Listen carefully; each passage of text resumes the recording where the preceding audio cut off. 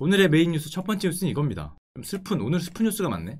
오늘 목이 좀 안 좋은데요. 좀만 이해해 주시고요. 자, 한국형 헤지 펀드 1위 라임 운용이 흔들한다는 게 작년 2019년 10월에 나왔던 뉴스예요. 그때 뭐 제2의 DLS 사태 그랬는데 이 뉴스가 나왔을 때에도 우리는 뭐라고 생각했냐면은 그냥 환매 중단. 무슨 소리냐면은 지금 당장 유동성이 없어서 환매를 잠깐 멈췄다고 생각을 했어요. 기억이 나실지 모르겠지만 정확히 얘기하면 환매 중단이 아니라 환매 연기라고만 생각했거든요. 당시에는. 지금 뭐 2019년 10월이죠. 이거보다 조금 더 한 9월, 8월에는 단지 한두 펀드가 유동성이 말라서 유동성이 마르면은 팔아도 줄 수 없으니까 환매를 연기했다고 생각을 했는데 점점 일이 커지더니 10월 14일 날 가니까 최대 1조 3천억까지 정말 큰 거거든요. 이 정도 되는 돈이 펀드에 묶였다. 돈을 달라 그랬는데 아직 뺏어 주지 못하고 있다. 그러면서 이 대표이사께서 말씀하신 거는 당사가 판매한 펀드가 묶여서 제때 상환되지 못한 점을 다시 한번 정말 죄송하게 생각한다. 그래서 환매가 안 된다고만 생각을 했어요. 이게 무슨 말이냐면은 자산이 있긴 있는데 그게 유동성이 적어서 잘 안 팔리기 때문에 팔리는데 시간이 조금 걸려요. 그래서 지금 당장 돈은 못 주지만 시간을 조금 주시면은 자산을 팔아서 돈을 드리겠습니다. 그때는 이렇게 생각을 했거든요.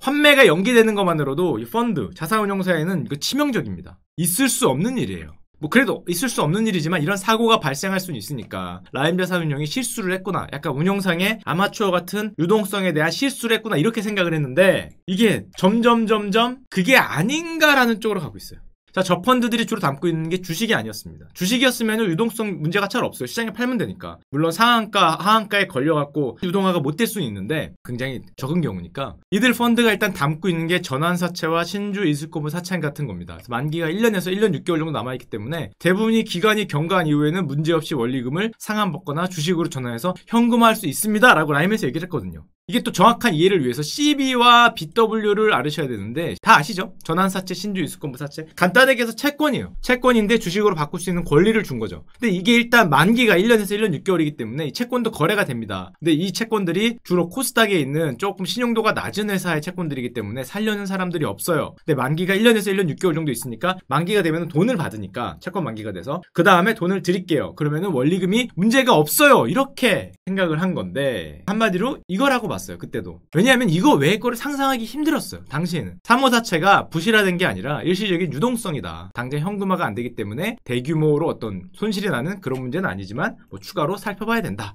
유동성 관리를 제때 하지 못했다. 이렇게 판단을 했었는데 이게 문제가 심각해지고 있습니다. 일단 근데 이 얘기를 하기 전에 기초적으로 알아야 될 상식이 있는데 이거 어디 가서 여러분들도 다 아시는 내용인데 한 번만 말씀드리면은 은행이 있고 증권사가 있고 보험사가 있잖아요. 그리고 자산운용사라는 게 있습니다. 이게 각자 뭐 하는 건지 정확하게 아시겠지만 조금 부연 설명을 드리자면은 우리가 흔히 돈을 맡겨서 운용하는 거는 다 있어요. 은행에도 있고 증권사에도 있고 보험사에도 있는데 그것만 전문적으로 하는 데를 자산운용사라고 불러요. 이게 대표적으로 우리가 말하는 펀드입니다.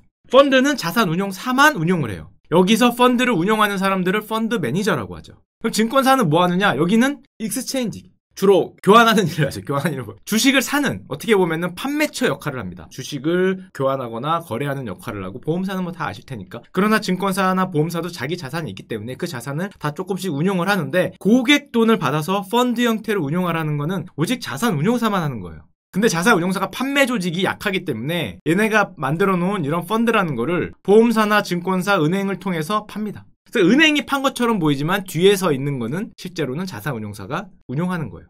여러분들이 아마 대부분의 펀드나 대부분의 뭐가 들어있는 돈들은 자산운용사에서 운용한다 이렇게 보시면 되는데 간단하게 얘기해서 자 하여튼 그랬어요. 그림만 잠깐 볼게요. 전환사채 CB라는 거는 당연히 채권과 옵션이 있는데 이게 주식으로 바뀌는 거고요. 신주 이슬코브사 BW는 채권과 옵션이 있는데 이렇게 나뉘는 거죠. 이렇게 나뉘어서 주식을 추가로 받을 수 있는데 예전에는 이거를 분리할 수 있었어요. 분리해서 거래가 됐는데 이게 사람들이 정말 예전에는 좋아했던 상품입니다. 왜냐면은 이런 일이 있었거든요. 이게 전설의 기아차 BW입니다. 잠깐 라임 얘기하기 전에 금융권에 있는 사람들이라면 요때 당시에 이 얘기를 못 들어본 사람들이 거의 없으실 거예요. 전설의 기아차 BW인데 기아차가 BW 돈이 잘 융통이 안 된 회사들이 보통 이거를 많이 발행을 하는데 4천억을 발행합니다. 기억이 나시죠? 3년 만기고 표면이자는 옛날 채권 방송 보시면 알겠지만 별로 의미가 없어요. 이걸 봐야죠. YTM 수익률이 5.5% 굉장히 높죠. 연 5.5% 수익률을 주는 채권을 기아차가 발행하는데 여기다가 워런트 옵션까지 껴서 발행을 해준 거예요. 와 지금 생각해도 정말 쩌는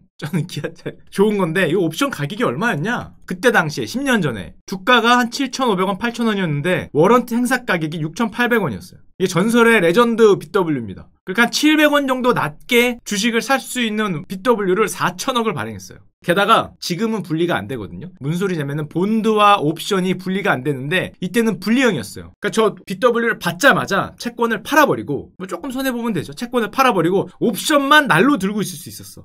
왜 이거를 전설의 레전드라 그러냐면 저 옵션을 날로 들고 있던 사람들이 정말 미쳤습니다. 그때 6,800원이죠. 여기였어요, 여기. 옵션 실행가가 6,880원이니까 여기입니다. 이게 6,880원을 게다가 본드에도 워런트 채권을 받은 다음에 채권으로 팔았어요. 그래서 약간 손실을 봤지만 내 본전은 거의 다 들어왔잖아. 그러니까 무슨 소리냐면은 본드에도 워런트 BW를 예를 들면 100원에 샀어요. 하나당. 근데 대충 할인해서 채권을 팔아버렸어. 이거를 뭐 예를 들면 뭐 95원에 팔았다고 칩시다. 그럼 한 5원 손해봤죠. 이 5원이 워런트 가격이잖아요. 대충 손해보고 시장에서 기아차 채권을 팔아버리고 오직 기아차 옵션, 콜 옵션만 들고 있었던 거죠. 예를 들자면 정확히 콜은 아니지만 기아차 워런트만 들고 있었어요. 5원짜리잖아. 5원짜리. 그게 이렇게 했어. 그러니까 여기에 간 순간 7만원에 간 순간 거의 이 내 손에 들고 있던 이게 개당 7만원이 됐어요. 이게 퍼센트로 따지면은 이 5원의 대비 수익률로 따지면은 뭐 거의 몇천 퍼센트가 나올 거고 6,880원 기준으로 보면은 10배죠. 10배. 이거만 빠져도 뭐 10배인데 들어간 돈 대비로는 미쳤어요. 수익률이. 이때 당시에 기아차 워런트로 대박난 사람들이 그렇게 많아졌습니다. 이게 4,000억이 팔렸어요. 4,000억. 물론 이때는 뭘 사도 다 대박난 때긴 한데 당시에 가장 초대박이 났던 것 중에 하나가 전설의 기아차 워런트입니다. 와, 형 그러면은 CB나 BW 나오면 하면 되나요? 자, 그거 여러분들의 그런 오해를 방지하고자 반대되는 거 하나 보여드릴게요. 괜히 이렇게 얘기하면은 또 BW나 CB가 유리하긴 한데 무조건 좋지 않다는 걸 보여드리려면 딱 이것도 전설의 드립니다. 비슷해요. 2009년 11월에 누구는 기아차 BW 샀고 누구는 정말 가슴 아프게 네오 세미테크 CB를 샀어요. 네오 세미테크가 당시에 코스닥 랭킹 3위인가? 시가총액 5위인가? 굉장히 큰 회사였어요. 거의 비슷하죠. 2009년에 CB를 발행합니다. 이것도 전설의 딜이에요. 그때만 해도 네오 세미테크가 지금 그게 뭐하는 회사예요 그러지만 큰 회사였어요. 이런 뉴스 뜨면서 태양광의 주도주다. 우리나라 뭐 코스닥 랭킹 몇이다. 전체 시가총액이 뭐 얼마더라? 5천억인가? 뭐 4천억인가를 넘고 시가총액도 커지고 세계 명가에 도전한다. 으쌰으쌰 잘 나간다. 이런 게 있었는데 정말 가슴 아프게 저거 발행하고 4개월인가 5개월인가 지나서 거래가 정지가 되더니 한 석 달인가 뒤에 상장 폐지됐어요. 이게 얼마가 됐냐면은 이게 5원인가 6원인가 0원이다. 마이너스 99%였어요. 이게 왜 그러냐면은 네오 세미테크가 분식 회계를 했습니다. 한마디로 회계 장부를 거짓말로 만드는 분식 회계를 해서 걸려갖고 상폐가 됐는데 제가 이때 증권회사에 있었기 때문에 이때 많이 들고 계신 분을 고객분들로 많이 봤어요. 정말 가슴 아프게 전화를 해야 돼. 증권사에 있으면은 제가 한 건 아니고 옆에 팀이 전화를 하지만은 고객님 그거 상폐됐기 때문에 뭐 돈을 뭐 더 넣어야 된다 어떤 데로 전화를 하는데 그럼 욕부터 날라왔어요. 왜냐하면 네오세미테크는 코스닥에서 굉장히 규모가 있어서 주식담보대출이 가능했거든요.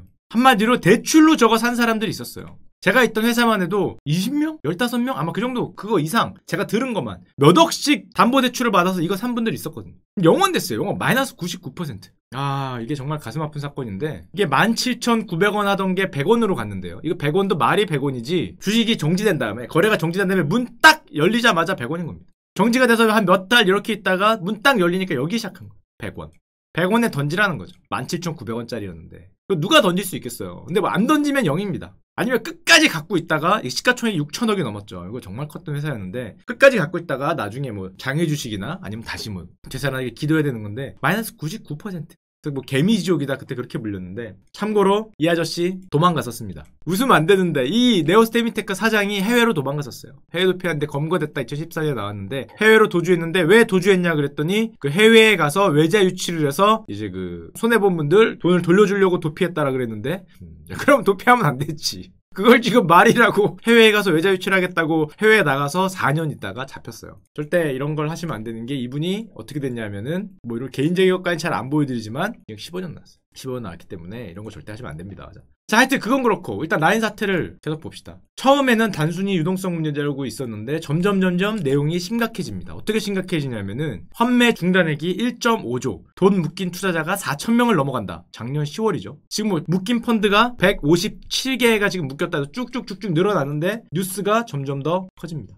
얘들이 파킹 거래, 어디다가 돈을 묶어놓고, 파킹이라 하면은 굳이 아실 필요 없는데 채권에서 쓰는 단어인데 여기 있는 자산을 딴 데다가 묶어두는 거거든요. 몰래 묶어두는 걸 파킹이라 그러는데, 파킹 거래 같은 거라고 라인과 편법 거래 운용사를 두 개를 더 내세워서 어떤 편법 거래를 했다, 자산을 어디로 빼돌렸다, 이런 말들이 슬슬 들리고 있었어요. 그래도 설마 라고 생각을 했는데 얼마 전에 뜬 뉴스가 2019년 12월. 잠깐만, 유동성 문제가 아니라 미국 폰지 사기에 돈을 다 날렸다? 이런 뉴스가 뜹니다.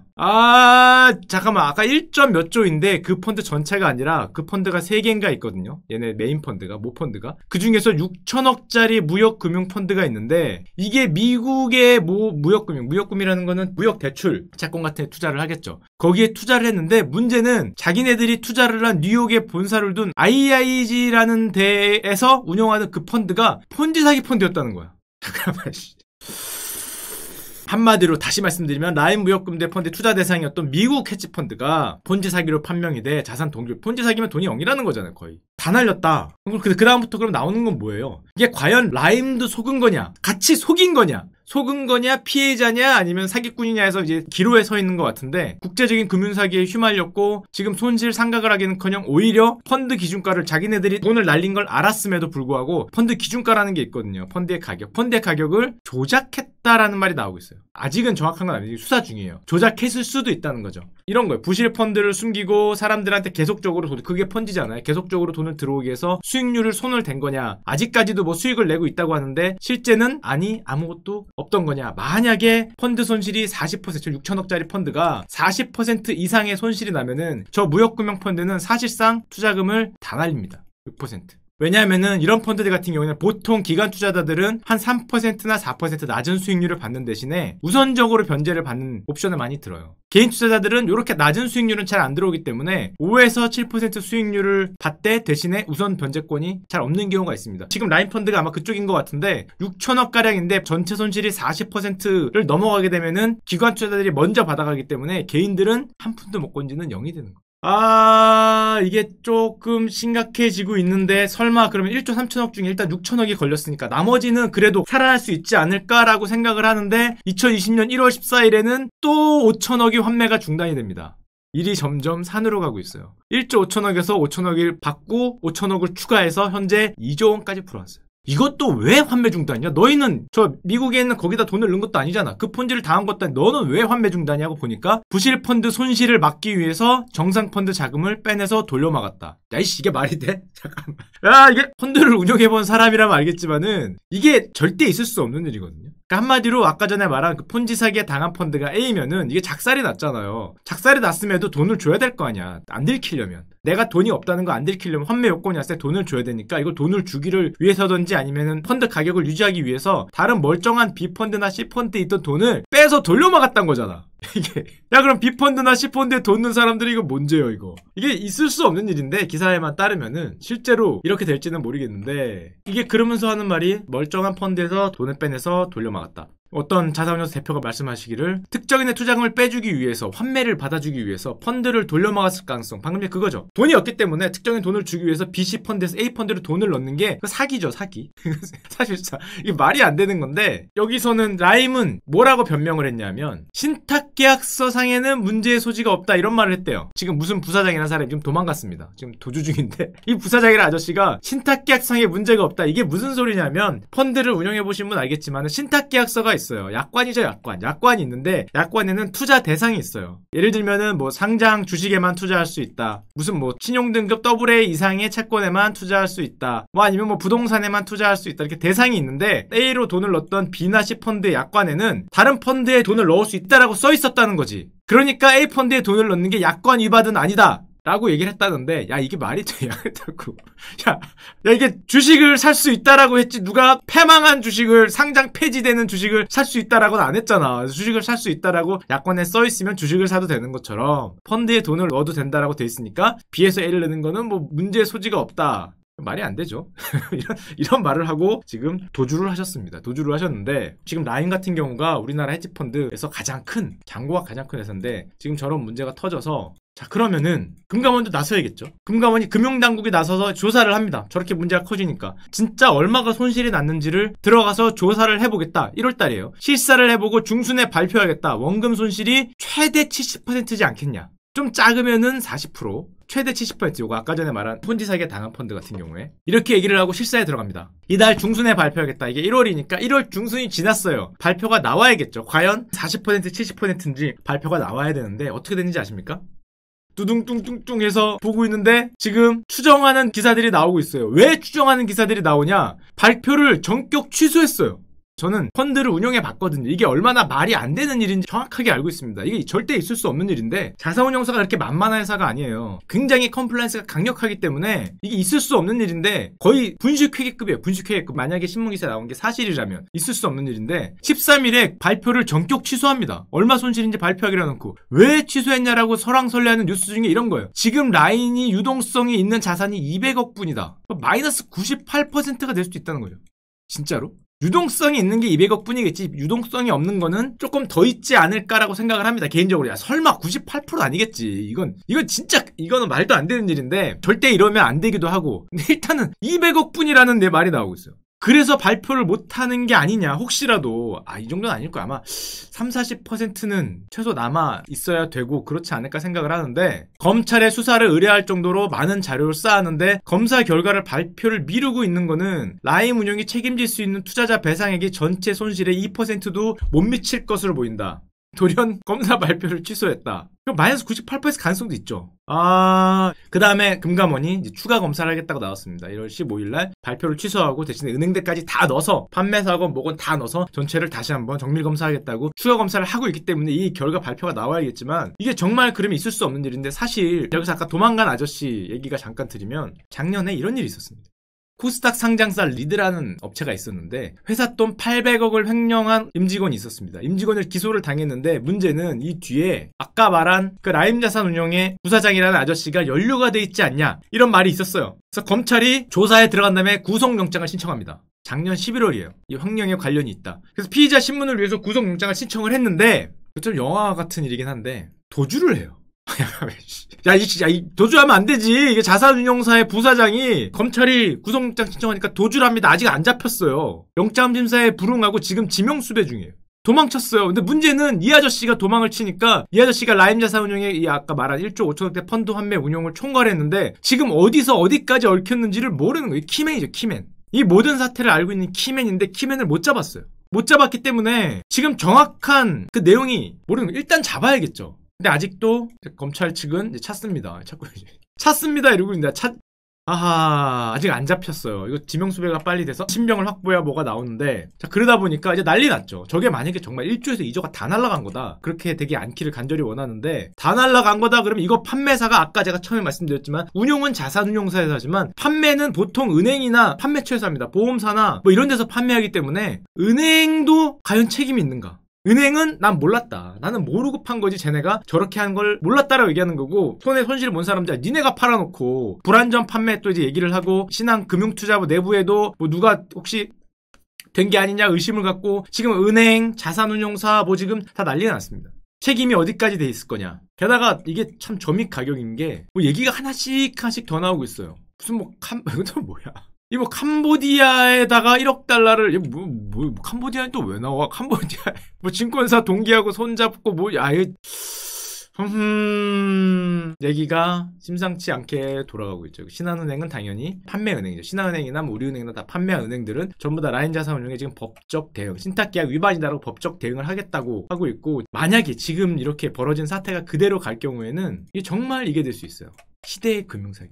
이런 사기는 일어나기 힘들어요. 조이팔 씨하고 달라요. 조이팔 아저씨 같은 경우는 개인이잖아. 근데 이건 제도권 내에 있는 자산운용사, 물론 우리가 아는 대기업 계열의 그런 1위에서 20위까지 큰 자산운용사가 아니라 헤지펀드를 운영한 어떻게 자문사에서 자산운용사로 넘어간, 굳이 아실 필요 없지만 그런 정도의 사기는 하지만 어떻게 됐건 제도권에 있는 금융사가 고객을 대상으로 대놓고 금융사기를 친 건데 만약에 진짜 이걸로 확정이 된다면, 이렇게 되지 않기를 바라지만, 게다가 이종원을 정말 다 날렸다면은 야 이건 우리나라 역사에 남을 금융사기입니다. 이 정도면. 개인이 아니잖아요. 개인이. 펀드에 들어간 돈을 이렇게 하기가 이건 마치 굳이 예를 들자면은 내가 뭐 증권사에서 주식을 샀는데 증권사가 그 돈으로 주식을 안 사고 뭐 딴 거 한 거죠. 그리고 내가 주식 달라 그래서 주식 없다고 하고 뭐 이거랑 있을 수 없는 일이잖아. 증권사 입장에서는 거의 불가능한 일이고 저 정도면은 뭐 예탁원에 들어가고 거래소가 끼고 하기 때문에 있을 수 없는 일인데 뭐 코인도 마찬가지죠. 코인 사겠다고 돈을 넣었더니 그 코인 안 사고 자기들 돈 마음대로 쓰거나 이 정도의 정말 C급 사기? 뭐 그 정도이기 때문에 우리 예전 금감원장도 나와서 우리나라 금융역사 희대의 사건이 될 수 있다. 만약에 명백한 사기가 된다면은 좀 이런 얘기를 하고 있고 야 이걸 보면은 정말 누가 떠오르지 않습니까? 딱 떠오르는 사람 있지 않습니까? 이걸 여기까지 딱 들으면은 제 방송을 예전부터 많이 보신 분이라면은 딱 떠오르는 사람 제가 그분의 최근의 모습을 보여드리겠습니다. 자, 이렇게 계십니다.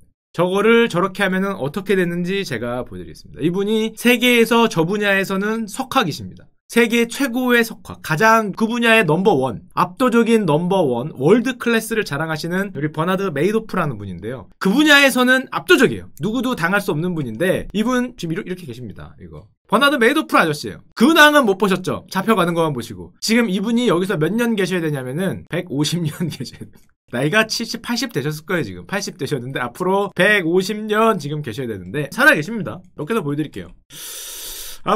청소 열심히 하고 계시고요. 이렇게 쭉쭉 지금 이렇게 부지런히 살고 계세요. 편안하게. 우리가 아는 사진은 주로 이거죠. 최대 150평 진영형, 가석방 절대 안 되는 이쪽 폰지 사기. 제도권 폰지 사기의 절대적 1인자인데, 예전 방송 보시면 알겠지만, 얼마를 띄워먹었냐면, 650억 달러니까, 70에서 80조를 역시 천조국이다. 한번 띄워드렸다. 나스닥 위원장이었어요. 나스닥 거래소 위원장에 거의 이쪽 분야에서는 가장 유명한 사람들의 한 분이었고 이 버나드 메이도프 펀드가 굉장히 오래 했어요. 아마 수십 년을 이어온 펀드인데 수익률도 엄청 좋고 그때 말씀드렸지만 걸린 이유는 딱 보면 알죠? 2009년에 걸렸어요. 안 걸리고 늙어 죽을 수도 있으셨는데 워낙 큰 펀드니까 돈이 아무리 깨졌어도 들어오는 돈과 나가는 돈을 플러스 마이너스 치면은 어느 정도 유동성이 있었기 때문에 끝까지 안 걸리고 지금까지도 안 걸릴 수 있었는데 리만 사태 때 주가가 이렇게 빠졌을 때 이 펀드가 아직도 나는 플러스다라고 주장을 했다가 걸렸죠. 야, 남들 이렇게 빠졌을 때 주식형이 50% 마이너스 60% 수익률 내고 있는데 지금 버나드 형은 내 펀드도 마이너스 50%라고 공지를 내버리면 사람들이 돈을 뺄까봐. 돈을 빼면은 줄 돈이 없잖아요. 그렇기 때문에 저 돈을 빼면 안 되니까 우리는 그래도 플러스 한 2%다. 예를 들면 이런 식으로 공지를 했어요. 수익률을. 말이 안 되잖아. 거의 모든 주식이 다 빠졌는데 어떻게 네 펀드는 플러스냐. 이게 말이 안 되지 않냐. 여기에서 걸렸어요. 적당히 구라를 쳤어야 되는데 한 마이너스 20%나 마이너스 한 30%로 했어야 안 걸리는데 돈 뺄까봐 이거를 0에서 플러스 1, 2% 이런 식으로 공지했다가 걸렸어요. 사람들이 돈을 빼니까 못 줘갖고 결국에는 그때도 말씀드렸지만 가지고 있는 거 직원한테 뿌리고 걸렸죠. 직원들한테 성과급을 줬어요. 마지막 걸려서 감옥 가기 직전에 직원들한테 돈 뿌렸습니다. 이거 뭐라고 해야 되지? 우리 공대 망했으니 공대 자산을 알아서 나누는 것도 아니고 그걸로 또 싸웠어요. 직원들이 그거를 반납해야 되느냐. 참고로 이 아저씨의 그때 클래스를 보여줄 수 있는 이 그림 기억나시죠? 이 아저씨의 돈을 띄운 금융기관들 당시에 개인도 있었는데 이 아저씨는 워낙에 클래스가 있기 때문에 은행들을 돈을 띄웠습니다. 산탄데르, 스페인 최대 은행. 우리로 치면은 신한은행, KB은행, 우리은행, 하나은행 이런 데가 띄인 거죠. 은행에 돈을 조 단위로 띄워 먹었어요. 4조, 8천억, 800억 이런 식으로 금융기관에 돈을 띄워 먹은 정말 이 분야의 세계적 컷이셨습니다. 180억 미만은 삭제했습니다. 절사죠, 절사. 한 100억 정도 깨지면은 명단에 오르지도 못한. 참고로 이 아저씨가 어떻게 됐냐? 근황을 하나만 더 보여드리면 그래도 억울한 게 있죠. 세상에 안 억울한 사람이 없어요. 왜냐? 이 아저씨가 메이도프죠. 77조 해드시고 감옥에서 이렇게 청소하시다가 문득 고개 들어 생각해보니까 너무 억울한 거야. 야, 내 나이가 이제 80인데 150년 너무 길다. 대통령도 바뀌었겠다? 좀 감형을 해달라. 나는 억울해요. 라고 탄원서를 보냈습니다. 형 탄원은 아닌 것 같은데 끝까지 좀 멋있게 가지. 그걸 또 굳이 좀 줄여보겠다고. 야, 150년 줄여서 100년으로 줄이면 사나? 한 1년으로 줄여달란 건가? 아니면 가석방이나? 탄원서를 보냈어요. 지금 CNBC는 법무부 웹사이트에 탄원서가 계류 중이다. 2019년 뉴스죠. 이거 받아들일 리가 없죠. 그래 감형해주자. 한 149년으로. 해주지 까짓 거. 149년. 자, 이게 이 아저씨의 현재 모습입니다. 우리나라 라임 사태가 이렇게까지 안 가야 되는데 아직은 조사 중이니까 손실률이 좀 최소한으로 나오기를 기대드리는데 이런 거 하면은 이렇게 됩니다.